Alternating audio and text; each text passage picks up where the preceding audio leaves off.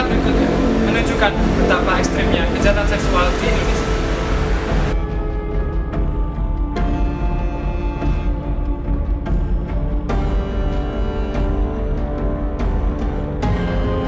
Moral anak bangsa Indonesia ini semakin hari semakin menurun.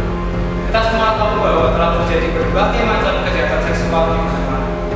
Lalu bagaimanakah pendapat masyarakat terhadap hal ini? Bagaimana solusinya yang tepat untuk menangani masalah ini? Supaya masalah ini tidak terjadi terus-menerus. Dan berikut pendapat para masyarakat terhadap hal ini.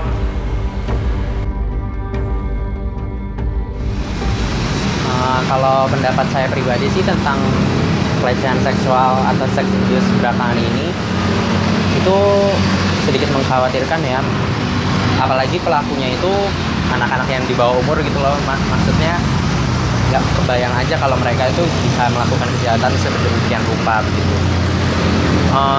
Menurut pendapat saya pribadi sih mereka melakukannya tentu pastinya karena faktor keluarga dan faktor ekonomi juga kalau saya dengar dari beberapa berita sebelumnya.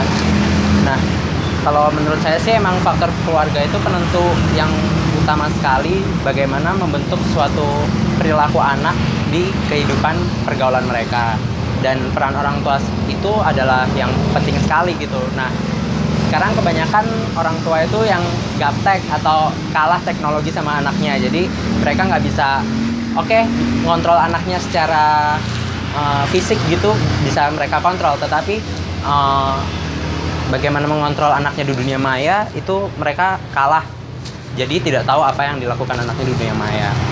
Itu sih pendapat saya. Kita tahu bahwa sekarang kekerasan seksual itu semakin marak sehingga sampai ada satu peraturan baru yang khusus untuk itu, yang bahkan menjadi pro dan kontra, kontroversial, yaitu tentang hukuman kebiri. Kita sama-sama tahu itu. Itu menunjukkan bahwa keprihatinan negara dan masyarakat terhadap maraknya kekerasan dalam bidang seksual ini semakin tak bisa ditutup-tutupi lagi. Menurut saya bahwa ini terjadi karena apa? Karena pengaruh teknologi informasi, teknologi komunikasi yang begitu besar, sehingga bahwa untuk mengakses yang namanya cerita-cerita tentang dunia seks, bahkan gambar-gambar tentang dunia seks itu begitu mudah, sehingga anak-anak sekolah dasar pun sekarang dengan leluasa, dengan mudah sekali bisa mengakses itu. Akibatnya bahwa kekerasan seksual itu semakin meningkat. Karena apa? Karena pengaruh-pengaruh itu. Di samping itu, orang tua, keluarga sekarang itu bersifat permisif terhadap anak-anaknya. Sehingga kita tahu bahwa anak-anak kecil usia SD kelas 4-5 itu sudah membawa tab kemana-mana, meskipun pada awalnya hanya untuk game, tetapi kemudian karena bertemu dengan teman-teman lalu saling mempengaruhi, akibatnya lalu mereka bisa browsing kemana-mana dan itu sampai ke hal-hal yang negatif. Dan ini sangat mempengaruhi perilaku mereka, khusus termasuk perilaku seksual atau sexual behavior mereka. Ini benar. Karena itu inilah sebab masalahnya bahwa kekerasan seksual itu lalu menjadi viral, menjadi marak di mana-mana. Media massa kadang-kadang juga lebih keterlaluan di dalam memberitakan, lebih-lebih koran-koran kuning dan sebagainya itu, yang itu akibatnya apa?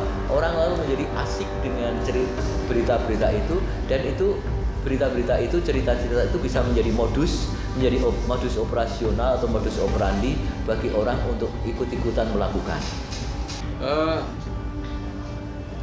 Kekerasan seksual pada anak itu memang bisa saja merupakan penyimpangan. Jadi itu bisa saja karena penderitanya mengalami gangguan mental bisa. Jadi pada beberapa kasus memang ada seperti itu. Itu bisa dari dalam arti subjeknya anak-anak ini yang kalau sebagai gangguan itu disebut dengan pedofilia. Jadi orang dewasa yang hanya bisa terangsang dorongan seksualnya dan hanya bisa melakukan hubungan seksual dengan subjek anak-anak, namanya pedofilia. Tapi kadang-kadang pada beberapa kasus juga tampaknya bukan karena pedofilia saja, tetapi ada indikasi yang bersangkutan itu kemudian ingin menghilangkan bukti kejahatan, makanya lalu korban dibunuh dan sebagainya. Pada beberapa kasus yang kemudian berakhir dengan pembunuhan itu tampaknya lebih ke arah itu, bukan masalah seksualnya, tapi kekerasan dilakukan untuk menghilangkan atau menghabisi nyawa korban supaya pelakunya tidak ditangkap oleh polisi. Sehingga kalau seperti ini ya memang penanganannya memang harusnya tidak sama. Kalau memang subjek itu pedofilia, memang itu butuh terapi-terapi tertentu. Dia perlu disehatkan dulu jiwanya supaya seleranya tidak lagi pada anak-anak tapi pada subjek dewasa, karena hubungan seksual itu kan harusnya subjek dewasa dan subjek yang lawan jenis. Oleh karena itu subjek yang sejenis pun itu termasuk gangguan perilaku seksual. Tapi juga kadang-kadang ada juga yang karena gangguan seksual itu macam-macam, bisa pada sasarannya subjeknya yang tidak seharusnya. Tadi pada anak-anak itu kan gangguan perilaku seks yang subjeknya tidak tepat. Tapi bisa juga gangguan perilaku seksual dalam arti cara atau ekspresi perilaku seksualnya. Memang ada orang yang akan mengalami kepuasan seksual kalau waktu hubungan seksual itu disertai dengan kekerasan. Jadi dengan menyiksa korban. Jadi waktu hubungan seks itu korbannya dipukuli dan sebagainya. Ini gangguan juga sebetulnya, dan ini disebut sadisme itu sebenarnya, itu sadistik. Sadis itu gangguan seksual, perilaku seks di mana orang bisa menikmati hubungan seks atau mendapat kepuasan seks kalau dia melakukan hubungan itu sambil menyakiti. Nah, tentu saja dalam hal ini pedofilia atau sadisme ini penanganannya jelas tidak sama. Tapi bisa juga duanya itu campur, jadi dia suka pada anak-anak tapi juga suka menyakiti. Jadi ini mix ya, campuran, itu bisa juga.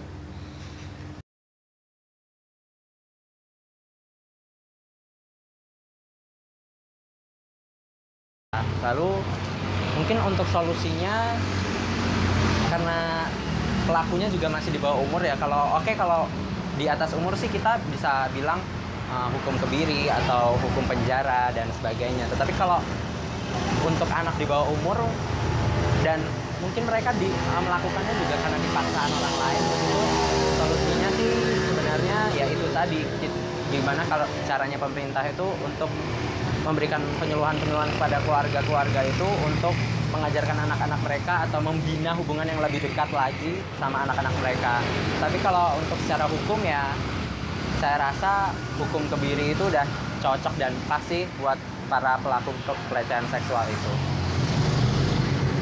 Kalau ditanya tentang solusinya bagaimana atau upaya-upaya apa untuk menghadapi ini, adalah bahwa tadi peraturan harus diperketat. Meskipun saya sendiri tidak setuju bahwa pengebirian itu berlebihan menurut saya, karena pengebirian itu dengan suntik androgen itu tidak hanya berefek pada hilangnya atau penurunan nafsu seksual, tetapi itu juga merusak seluruh tubuh, termasuk tulang-tulang dan sebagainya menjadi rusak. Dan ini adalah sebuah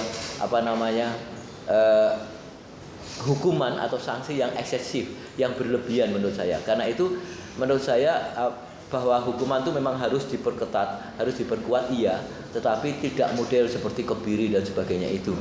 Itu yang pertama. Jadi pengetatan hukuman.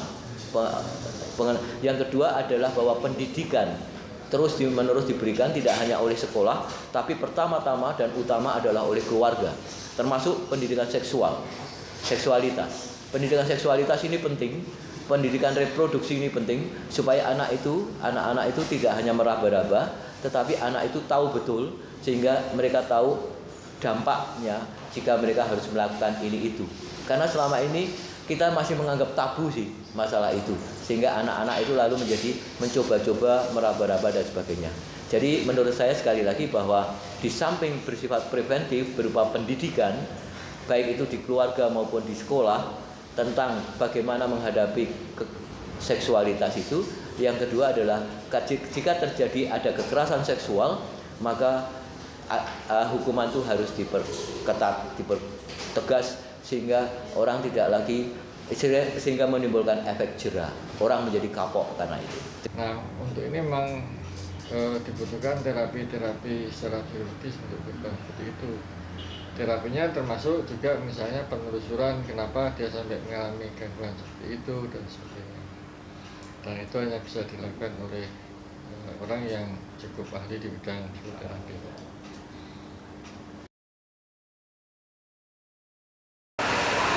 Dan seperti itulah pendapat dari beberapa masyarakat mengenai kejahatan seksual. Para generasi muda harusnya memiliki moral yang baik untuk meneruskan bangsa Indonesia supaya bangsa ini semakin maju ke depannya. Dan apakah yang akan Anda lakukan ke depan untuk meneruskan bangsa Indonesia supaya Indonesia menjadi negara yang lebih maju? Sampai jumpa.